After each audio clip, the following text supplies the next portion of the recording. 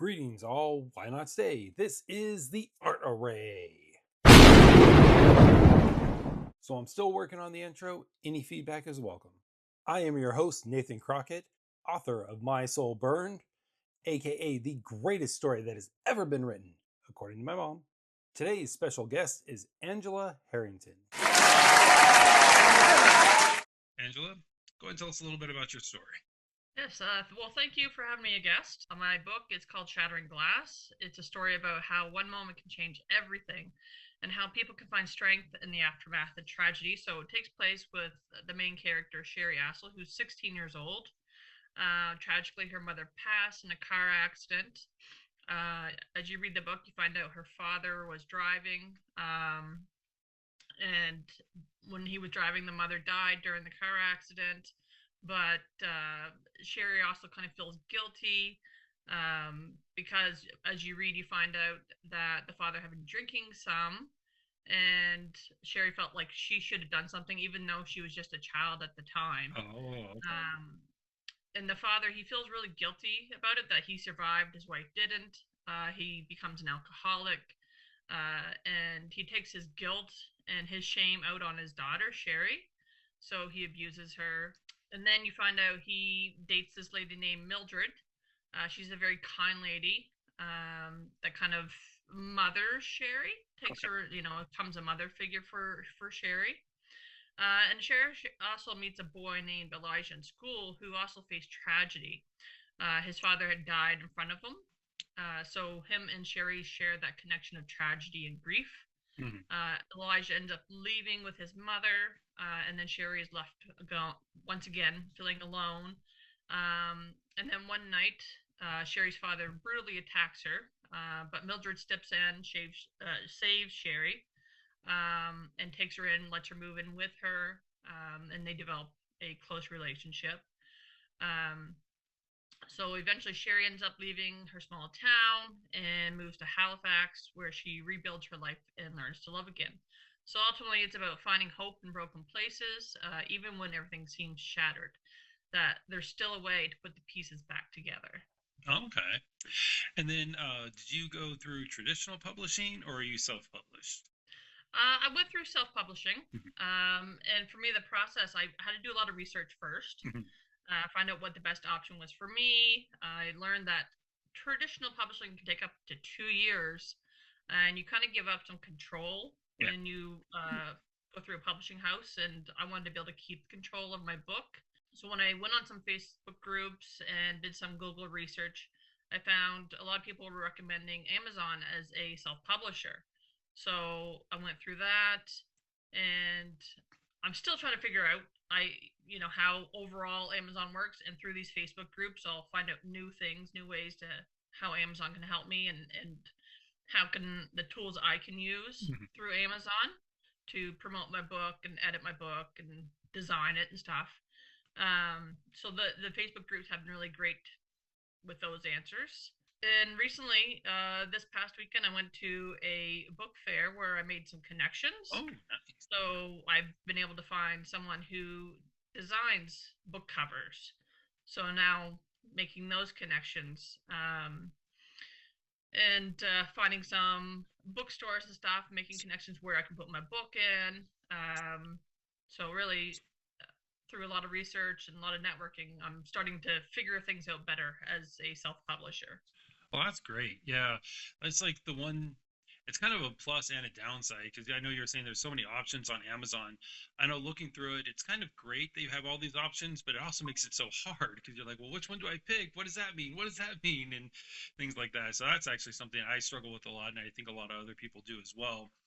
But it's great that you're Yeah, making connections when you have people that have either done it already or at least kind of have some sort of idea. I really think that's the best way to go. I kind of wish I would have made more connections when I was younger. I'm trying to now, but I wish I was more practiced at making connections because I do think that's the best way to go. Because even if you can get good at something, the other person's probably going to be better. And yeah, even like just the networking over the past weekend, just finding new bookstores I didn't even know existed. So having a chance to talk to them and getting my books into their stores, or finding other people who well, they went with this publisher or Hmm. they went with this designer. So making those connections has really started to help figuring out where I can go and other places rather than just one solo like silo Hmm. um, place like Facebook. Yeah. And finding those local people that are doing stuff the same as me. What are they doing? Okay, that's great. Since you had mentioned that you got put in the bookstores, I know something I'm having trouble with, and I think a lot of other people might have trouble with too, is when I tried that, they told me that they could order my book online, but they couldn't actually get it in the store. And I was told that I think you have to have your own, like, is the ISNB number, like the barcode, like you actually have to buy one in order for it to be available in the bookstores. Is that true? Is that what you did? So in Canada, it's free. You just have to register. But I have been reading that in the States, yeah, you do have to buy an SBN number. Oh, okay. But here in Canada, they're free. You just have to register, but it seems to take quite a while to get it. There are some bookstores that will do consignment. So you bring in your book for them to sell for whatever price you want to set, and they take a percentage of that sale. Okay. So some bookstores are willing to do that, where that way they're not losing any money by getting your book. Yeah.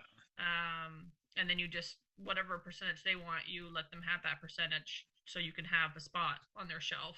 I forgot that you were in Canada because I was just saying, like, here in the States, I don't think any of them would do that. Like, because I know when I was asking them about it, it was very big. They said that we can't sell anything that we can't return. And if it's not actually like in our system, then we can't return it. And like, it was this whole big thing. So when I was reading your description, it kind of seemed like it was at least somewhat of a true story. So I was sort of wondering, are there at least parts of this that are true? Well, essentially, we all draw from inspiration from our own life, Yeah. whether it's something that's happened to a friend, a story that you heard about so and so. Hmm. There are pieces in the book, of course, that are me. There's parts of the main character that are me. Um, there are parts of Elijah and Daniel that are someone else that I know that I was once with. So I kind of took pieces of him and put him into the book. In the book, there's a lot of grief that the main character deals with. And in my own personal life, I've dealt with a lot of grief myself, especially this past year, where I'd lost 3 people to cancer. So the book, in a way, a lot of that grief that I was feeling was put into the book so I could process and deal with what I was going through.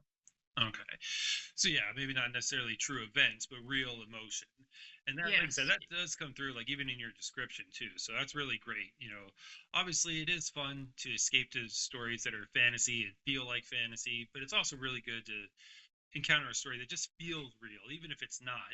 I always like that feeling when you just say to yourself, this just feels real. I find myself when I'm reading a book, I like characters that I can connect with emotionally, Mhm. or it's a story that kind of is thought provoking, Yeah. makes me wonder, makes me kind of re-examine my own life. Yeah, absolutely. And then, do you use an outline?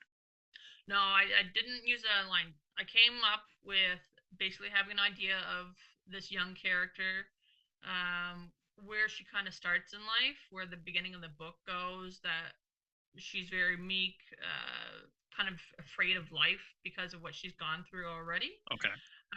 So I knew where the beginning was going to be. I knew some of the characteristics of the characters, like her father was going to be a very mean person Mhm. that we just would hate no matter what. Like I had to make sure he has no redeeming qualities. And I knew certain parts that were going to happen, particularly with Elijah, that they were going to connect on a deep level, but ultimately he was going to leave her. So I knew some of those pieces, and I just had to figure out how do I make it a cohesive story? How do I take those pieces of the story and make them all come together? So I had a few ideas of things I wanted to happen in this story through feedback from friends who were reading the story. It helped to move the story along, change some original ideas Mhm. that I had. Um, it took me some time to figure out where my ending was. And then, as usual, middle of the night, we sometimes get inspiration. Or I'd be driving along somewhere, so I'd have to pull over into a parking lot, write some ideas on my phone. and then put it into the book. Yeah. So I have a blank page at the very beginning where I'll jot down ideas or conversations that I later put into the book, because I have a great conversation in my head, but it doesn't fit where I'm currently writing. Yeah. So I'll make a note of it so I can use it later on. I also wanted to make sure there's lots of connections that people had in the story too. Like they connected, if you knew the understanding of last names. So Mildred, I was doing some research. I wanted people to understand that Mildred was a safe person for Sherry. Hmm. So I did research on last names. Okay. And the meaning of her last name was something like safe haven or safety or something like that aligns. Okay. So I used that last name to know, hey, right from the beginning, I know that as long as Mildred is there, Sherry's going to be okay. So I did kind of little research like that. I also wanted people to read the story and connect emotionally with Sherry for her journey. So putting my grief into there, a lot of the people, they can feel that as they read the story. They connect with Sherry, and it was so important for me too for people to understand why she connected emotionally with Elijah, understanding that her home life is just it's terrible home life, and when she meets Elijah and she feels at first doesn't realize why she feels this connection with him, but then it's through conversation realizing that Elijah has also gone through a lot of grief, that they connect as deeply emotionally as they do. So it's really important for me for people to for them to understand why Sherry connected so well with him. So that was kind of my process of writing the book. Okay. Awesome. All right. So no outline, but still lots of detail. So that's good. Yeah. Aside from writing, what do you do for fun? Spending time with my friends, usually, going to the movies, or if there's local events or festivals, going out to those. I'm part of a silent book club where you go out and you can socialize, and then everybody just reads whatever book they want to read. It's just a chance to get out and meet new people. Oh, Uh, be exposed to different books too, because everyone's got a different book, so you can talk about the books that they have, why they like that book, what genres they prefer. oh, Um, okay. yeah, and finding out too other people that have similar tastes as you, so connecting with them and finding other books you may not have heard of. So yeah, just kind of whatever activities or events are going on, I usually try to go out and meet new people and just discover what's happening in my local town. Well, that's good. Yeah, I try to do that, but I always miss them. Like I always find out about like the event like the day before it happens, and then I can't request off work, and I'm like, darn, I missed that one. Well, I'll see lots of things come up on Facebook, so I'll like the event for later reference. Hmm. Whether or not I can go to it at the time doesn't matter, just so I have it in my event calendar, and then Oh, figuring out if I'm able to go or not. that's a good idea. Because yeah, I know like the algorithm, if you like stuff, it'll show you more of that. So that's probably what I should do. I should just start liking more events, and then Yeah, the algorithm will show me more. Can't believe I didn't think of that. Well, thanks. Hopefully that'll help me out. I've always been a very social person. Like I'm an Mhm. introvert, but also at the same time kind of an extrovert. Okay. I enjoy going out meeting new people. I enjoy going out to activities just to be out in the community, experiencing new things. Oh, that's good. How long have you been writing?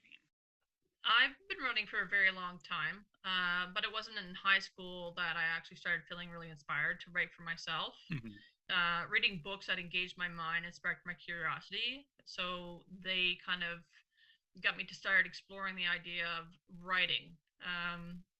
When you find good quality literature, it can make you very curious and spark your own inspiration to start writing. So I'd start writing short stories and poems and just jotting any ideas that came to me in high school.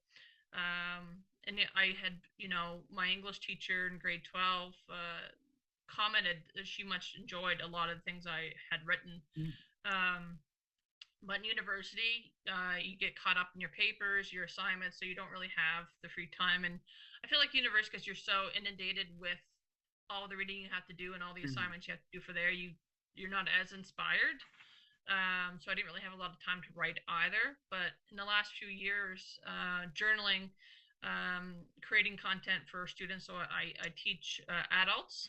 I've been able to be kind of creative with the wording and what I want them to get from the content. So that's kind of put my inspiration again to start writing for myself, and start writing the novels. And also with the grief that I've kind of gone through this past year, processing that and dealing with that. And it's through therapy too Mhm. that my therapist suggested finding creativity to process grief. So I just started writing one day and then came up with this novel. Awesome. And then, so what are your overall goals as a writer? My goal basically is to create stories that resonate emotionally with people, books that make people reflect, perhaps see themselves in the characters, connect emotionally with the characters. That once they close the book, they're still kind of, what happens next with that character? Where would her life be Yeah. after the book close? So I want to continue going creatively, exploring themes and ideas, thinking about new stories that I can write, finding ways that people can still keep connecting with what I'm writing. I hope not to write stories that people are like, well, I'm no longer interested. It's the same thing over and over and over again. Mm. So I aim to write stories that are honest, heartfelt, and relatable, and really kind of even helping people to process their own emotions and whatever it is that they're going through in life at that time. So beyond publishing, I also just want to keep writing personal ways for me to process life and explore ideas and kind of make sense of the world around me. All right. It's actually kind of interesting that you had mentioned the whole like doing the same thing over and over again, because that's actually something that I do feel a lot of writers or even directors fall in that trap. They get known for a certain style, and then you kind of have to do it, and so it's a little tricky to try and stay true to what you've established, but then also still be a little bit different too. So that's always a bit of a challenge. I know with me personally, the first story I did was like very, very dark. And then the second story, it wasn't as dark, but it still has a dark edge to it. So it's kind of Mm. like not really portraying who I am. Anyone who really liked the dark stuff would still probably like this too. They wouldn't say like, "Oh, this is something totally different," but it's definitely not the same either. So it's always kind of interesting to try and find that balance. Well, I find too, even books that I read that are a series. Mm. There's one writer I really enjoyed her first couple of books with this one character, but the character was always the same in every single book that it actually started becoming annoying, and you kind of see quite a bit of narcissism in the character where you didn't quite see it first in the first couple of novels. Oh, okay. But yeah, so I just want to make sure I don't do that either, that Hmm. it's always something new or something interesting for the reader. All right. So, what are your biggest fears as a writer? Kind of what I kind of said a little bit before is creating stories that just don't resonate with people. Mm. They won't want to hear your stories anymore. Or you run out of ideas that are of interest to other people. Okay. Awesome. So, was there anything else that you wanted to talk about or wanted to share with people that I didn't get to? So I'll have a new book after Christmas Cool. called What She Left Behind. So eventually I'll start promoting that book as well. Okay. It's about a young girl and her choices in life and consequences that follow those choices.